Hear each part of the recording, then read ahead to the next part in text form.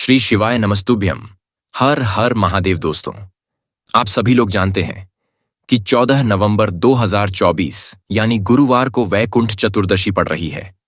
और दोस्तों, ये जो वैकुंठ चतुर्दशी है वह कार्तिक महीने में पड़ने वाली सबसे बड़ी वैकुंठ चतुर्दशी है, क्योंकि यह कार्तिक महीने में पड़ रही है। और आप सभी लोग जानते हैं कि कार्तिक महीने में भगवान विष्णु और माता लक्ष्मी जी की पूजा की जाती है। और इसी दिन किया जाने वाला एक चुटकी हल्दी वाला उपाय कभी विफल नहीं जाता है, जिसका बहुत ही बड़ा और विशेष महत्व होता है। और ऐसा दिन पूरे साल में सिर्फ एक ही बार आता है। और दोस्तों, आप सभी लोग जानते हो कि कार्तिक महीने के गुरुवार वैकुंठ चतुर्दशी का अगर सबसे बड़ा कोई उपाय है तो वह एक चुटकी हल्दी वाला उपाय है। अगर आपने भी इस महीने में यह उपाय नहीं किया है तो इस उपाय से चूकना मत दोस्तों। तो दोस्तों, इस कार्तिक महीने के गुरुवार वैकुंठ चतुर्दशी के दिन आप लोगों को इस एक चुटकी हल्दी वाले उपाय को जरूर करना है। अगर आपने कार्तिक महीने की वैकुंठ चतुर्दशी के दिन इस वाले उपाय को कर लिया तो आपको इस उपाय को करने का वह फल मिलेगा जिसकी आपने कभी कल्पना भी नहीं करी होगी। इसीलिए आप लोग इस वाले उपाय को एक बार जरूर कर लेना, ताकि आप लोगों के हाथ से यह मौका ना जा सके और आपको इस उपाय को करने का फल मिल सके। दोस्तों, यह उपाय पंडित जी ने अपनी अभी की ही शिव महापुराण की कथा में बताया है, जिस उपाय को आज हम आपको बहुत अच्छे से समझाने वाले हैं। इस वीडियो को देखने के बाद इस उपाय को समझने के लिए आपको कोई और वीडियो को देखने की जरूरत नहीं पड़ेगी। तो चलिए दोस्तों, उपाय को शुरू करते हैं। देखिए दोस्तों, यह उपाय इस कार्तिक महीने के गुरुवार वैकुंठ चतुर्दशी के दिन इतना खास होता है, इतना महत्वपूर्ण होता है। देखा गया है कभी कभी बड़े बड़े पूजा पाठ अनुष्ठान से जो मनोकामना पूर्ण नहीं होती है, वह कार्तिक महीने के दिन एक छोटे से उपाय करने से ही आपकी मनोकामना पूर्ण हो जाती है। और बहुत सारे लोगों ने इस उपाय को किया भी है और उनको इस उपाय को करने का फल भी जरूर मिला है। अगर आप लोग भी इस उपाय को करना चाहते हैं तो आप इस उपाय को पहले अच्छे से समझ लेना, सुन लेना, उसके बाद करना। आपको इस उपाय का फल जरूर मिलेगा। और इस उपाय को कर लेने से आपके घर में चाहे किसी भी प्रकार का दुहक और समस्या क्यों ना चल रही हो, आपको उसका कारण भी नहीं पता है कि भाई यह समस्या किस कारण से चल रही है। उसका कुछ भी कारण हो सकता है, जैसे पितृदोष हो सकता है या किसी भी तरह का मंगल दोष हो सकता है। तो इस दिन आप लोगों को यह वाला उपाय कर लेना है।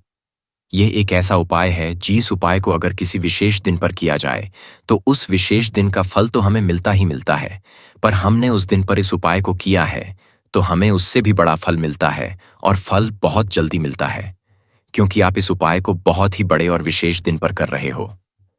तो चलिए अब उपाय के बारे में बात करते हैं।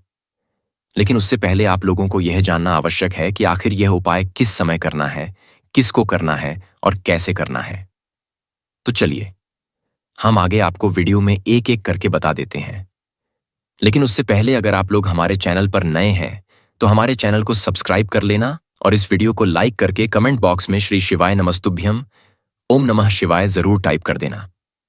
तो दोस्तों, इस हल्दी वाले उपाय को हमें इस गुरुवार के दिन कैसे करना है, किसको करना है, किस समय करना है और कहां पर करना है, यह सारे सवालों के जवाब आपको इस वीडियो में मिल जाएंगे। और जो यह वीडियो देखेगा उसको एक चुटकी हल्दी वाला उपाय जरूर करना चाहिए, क्योंकि इस दिन हल्दी का भी बहुत ही बड़ा और विशेष महत्व होता है। और जब बात आ जाए हल्दी के उपाय की तो ये सोने पे सुहागा वाली बात हो जाती है।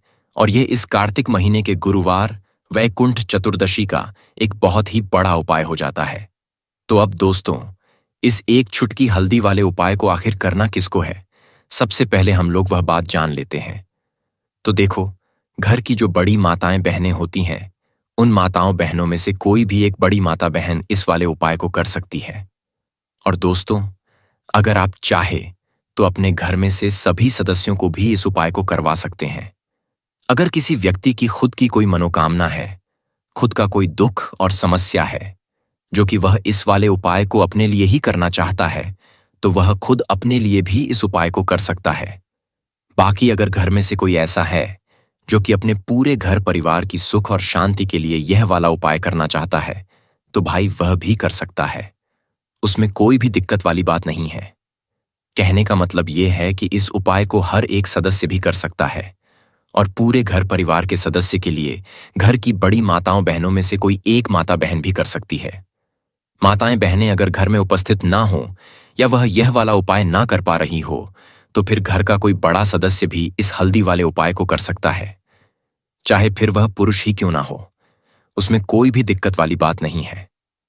अब दोस्तों, इस हल्दी वाले उपाय को हमें करना कहां पर है? हमें इसे घर के मंदिर और तुलसी के क्यारे में जाकर करना है। बहुत सारे लोग हर एक उपाय को करते समय प्रश्न करते हैं, क्या हम इस उपाय को अगर घर पर तुलसी का पौधा ना हो तो मंदिर में जाकर कर सकते हैं? तो इस वाले उपाय को अगर आप घर पर करोगे तो ज्यादा अच्छा होगा।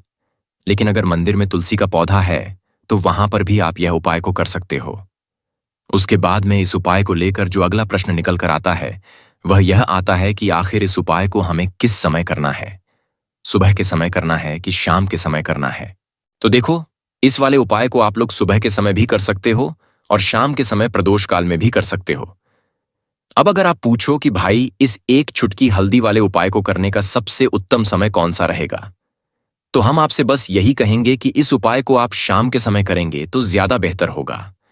बाकी अगर सुबह के समय भी करेंगे तो भी अच्छा होगा, उसमें कोई भी दिक्कत वाली बात नहीं है।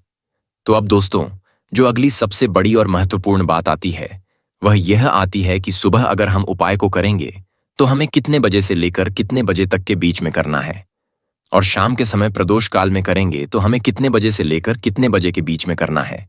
तो देखो, सुबह जितनी जल्दी हो सके आप उपाय को करने की कोशिश करना।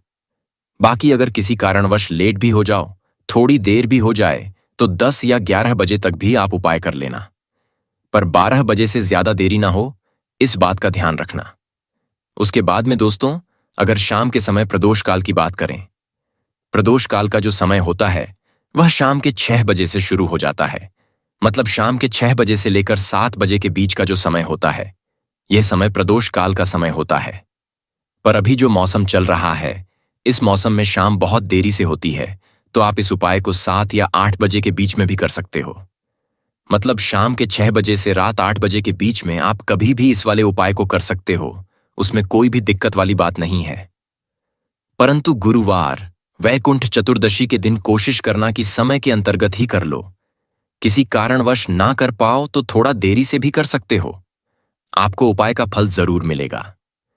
अगर आपके जीवन में दुर्भाग्य लगातार बना हुआ है, आपकी किस्मत खराब चल रही है, आपके जीवन में लगातार कोई ना कोई विपत्ति आ रही है, आपके जीवन में कोई ना कोई ऐसे ग्रह नक्षत्र लगातार बने हुए हैं जिनकी वजह से आप अपना कोई भी कार्य नहीं कर पा रहे हैं, ना ही आप अपना व्यापार शुरू कर पा रहे हैं, ना ही आपको अच्छी नौकरी मिल रही है, ना ही आपके जीवन में काम धंधे की प्राप्ति हो पा रही है, आपके किसी भी कार्य में सफलता नहीं मिल पा रही है, तो पूज्य पंडित जी ने कहा कि आपके जीवन में भी अगर इनमें से किसी भी प्रकार की समस्या चल रही हो तो आपको कार्तिक महीने में पड़ने वाले गुरुवार पर यह विशेष उपाय जरूर कर लेना चाहिए।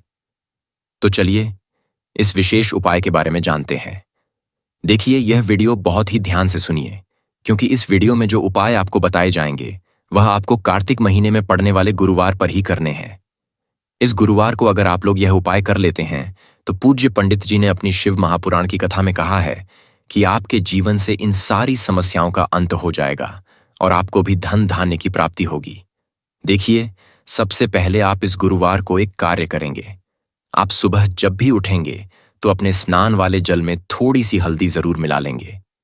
आप सभी जानते हैं कि कार्तिक का महीना चल रहा है और यह महीना भगवान महादेव को, माता लक्ष्मी को और माता तुलसी जी की पूजा के लिए खास होता है। इसलिए अगर आप हल्दी वाले जल से स्नान करते हैं तो पूज्य पंडित जी ने कहा कि इससे आपका दुर्भाग्य समाप्त होता है, आपकी रूठी हुई किस्मत जागती है, आपके सौभाग्य में वृद्धि होती है और आपका गुरु ग्रह मजबूत होता है। अब पंडित जी द्वारा बताए गए पहले खास उपाय के बारे में जानते हैं। इस उपाय के लिए आपको 2 हरी इलायची ले लेनी है। फिर इसी के साथ आपको एक दीपक ले लेना है। दीपक आप मिट्टी का भी ले सकते हैं और आप अपने घर पर अगर आटा मढ़कर उसका दीपक बनाते हैं तो उसका भी दीपक आप तैयार कर सकते हैं। इस दीपक में आपको घी का इस्तेमाल करना है और साथ ही साथ लंबी रुई की बाती का प्रयोग करना है।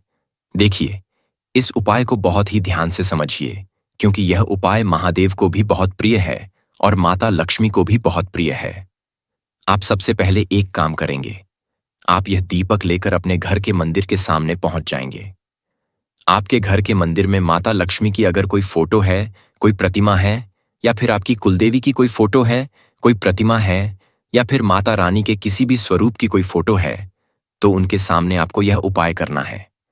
आधा उपाय आप अपने घर के मंदिर में करेंगे और आधा उपाय शिवालय में जाकर करेंगे। इसीलिए आपको यह उपाय बहुत ही ध्यान से समझना है। देखिए, अब माता रानी के सामने सबसे पहले आप थोड़े से चावल डाल दीजिए और उन्हीं चावलों के ऊपर यह दीपक रख दीजिए। इस दीपक को रखने के बाद आप उस पर थोड़ी सी पीसी हुई हल्दी डाल दीजिए। उसके बाद आप यह दीपक प्रज्वलित कर दीजिए और वहीं दीपक के सामने बैठकर, यानी माता रानी के सामने बैठकर, आप कम से कम 11 बार या 21 बार या 51 बार या 108 बार, जितना भी आपके पास टाइम हो, उतनी बार आप ओम महालक्ष्मी नमः इस मंत्र का स्मरण कर लीजिए। मंत्र का स्मरण करने के बाद आपके पास जो 2 हरी इलायची है, उनमें से एक हरी इलायची आपको इसी दीपक में डाल लेनी है और माता लक्ष्मी से प्रार्थना कर लेनी है कि मेरे जीवन में जो धन धान्य की कमी चल रही है, मेरे जीवन में जो सौभाग्य में वृद्धि नहीं हो पा रही है, दुर्भाग्य लगातार बना हुआ है, धन से संबंधित जो समस्या चल रही है, उसको दूर करने के लिए माता रानी से प्रार्थना कर लेनी है। फिर इसके बाद आपको यह दूसरी हरी इलायची और थोड़ा सा शहद लेकर शिवालय पहुंच जाना है। देखिए, यह उपाय आप शाम के समय में ही करेंगे। शिवालय पहुंचने के बाद इस दूसरी हरी इलायची को आप शहद में डुबो लेंगे। चारों तरफ से इस हरी इलायची में शहद लगा लेंगे और फिर यह हरी इलायची आपको शिवलिंग के ऊपर समर्पित कर देनी है। उसके बाद आपको शिवलिंग के सामने बैठकर महादेव से प्रार्थना कर लेनी है कि आपके जीवन में धन से संबंधित कोई समस्या चल रही है या आपकी कोई विशेष मनोकामना है जो परिपूर्ण नहीं हो पा रही है, तो महादेव से उस मनोकामना को परिपूर्ण करने के लिए प्रार्थना कर लेनी है और श्री शिवाय नमस्तुभ्यम या फिर ओम नमः शिवाय का कम से कम 108 बार जाप करने के बाद फिर वापस अपने घर आ जाना है। पूज्य पंडित जी ने कहा है कि अगर आप इस गुरुवार पर इस उपाय को कर लेते हैं तो आपके जीवन से भी धन की समस्या हमेशा के लिए समाप्त हो जाएगी और आपको भी माता लक्ष्मी की कृपा प्राप्त होगी। अब इसके बाद पंडित जी द्वारा बताए गए दूसरे खास उपाय के बारे में बात करते हैं। देखिए, इस उपाय के लिए आपको एक लौटा जल ले लेना है। फिर इसी के साथ आपको थोड़ा सा गुड़ ले लेना है। आप एक टुकड़ा या 2 टुकड़े गुड़ के ले लीजिएगा और इस गुड़ को वह लौटे के जल में डाल दीजिएगा। फिर इसी के साथ आपको थोड़ी सी पिसी हुई शुद्ध हल्दी ले लेनी है। 1 या 2 चुटकी शुद्ध पीसी हुई हल्दी ले लीजिएगा और इसको भी इसी एक लौटे जल में डाल दीजिएगा। अब आपका यह एक लौटे जल का मिश्रण तैयार हो गया है। इस एक लौटे जल को लेकर आपको अपने घर माता तुलसी का पौधा है, वहां पर पहुंच जाना है और यह एक लौटा जल माता तुलसी के पौधे में आपको समर्पित करते जाना है और ओम नमो भगवते वासुदेवाय या फिर ओम महालक्ष्मी नमः, इन दोनों में से किसी भी एक मंत्र का लगातार स्मरण करते जाना है। धीरे धीरे जल समर्पित करते जाइए और इन दोनों में से किसी भी एक मंत्र का कम से कम 11 बार या फिर अधिक से अधिक 108 बार जाप कर लीजिए। फिर वहीं तुलसी जी के पौधे के सामने बैठकर आपके जीवन में जो धन धान्य से संबंधित समस्या चल रही है या फिर आपके घर में बहुत ज्यादा लड़ाई झगड़ा होता है, शांति नहीं है, आपके जीवन में दुर्भाग्य है, आपकी किस्मत खराब चल रही है, तो इन सभी समस्याओं के लिए माता तुलसी से, भगवान नारायण से और महादेव से प्रार्थना कर लेनी है और फिर उसके बाद वापस आ जाना है। पूज्य पंडित जी ने कहा कि कार्तिक महीने में तुलसी जी के पौधे का बहुत ही विशेष महत्व होता है। इसलिए अगर हम इस महीने में तुलसी जी के सामने कुछ विशेष उपाय करते हैं, उनकी पूजा करते हैं, उनकी आराधना करते हैं, तो इससे माता तुलसी हमारे जीवन में धन धान्य के भंडार भर देती है।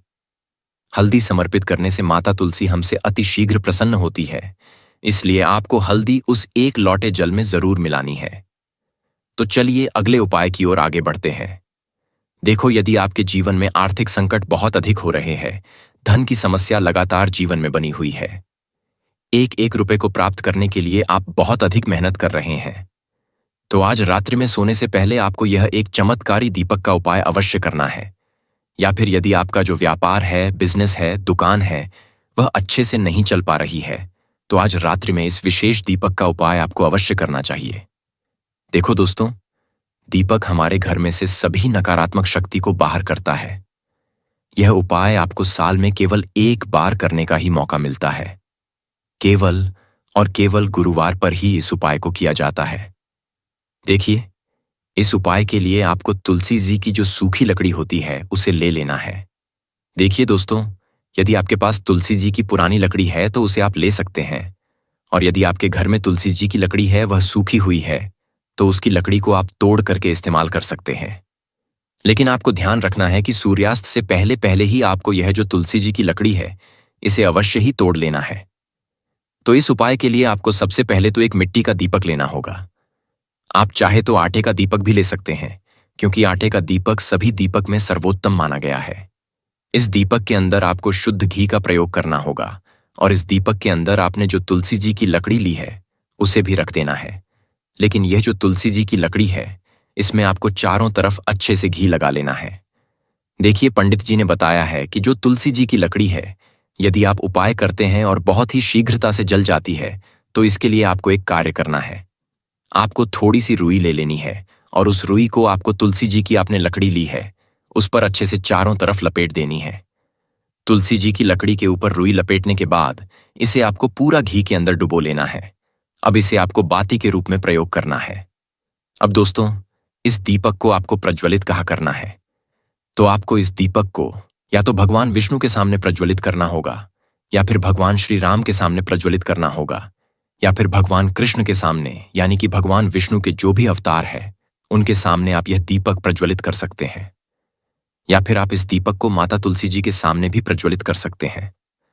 पूज्य पंडित जी ने बताया है कि जो भी व्यक्ति इस प्रकार से तुलसी जी की डंडी से यह दीप दान कर देता है उसके जीवन में कभी भी धन की समस्या नहीं होती है। इसीलिए आपको यह पूरे साल में केवल एक बार ही मौका मिलता है। कार्तिक महीने में इस उपाय को करके देखना, आपकी सभी इच्छा जरूर पूर्ण होगी। यह जो उपाय है रात्रि में सोने से पहले करना है। देखो दोस्तों, आज की इस वीडियो में हमने आपको 3 से 4 महाउपाय बताए हैं जो आपको गुरुवार के दिन करने हैं। उपाय को करते समय कोई भी गलती नहीं करनी है। अगर आपको हमारी वीडियो पसंद आई हो तो वीडियो को लाइक और चैनल को सब्सक्राइब जरूर करें। हर हर महादेव। ओम नमः शिवाय।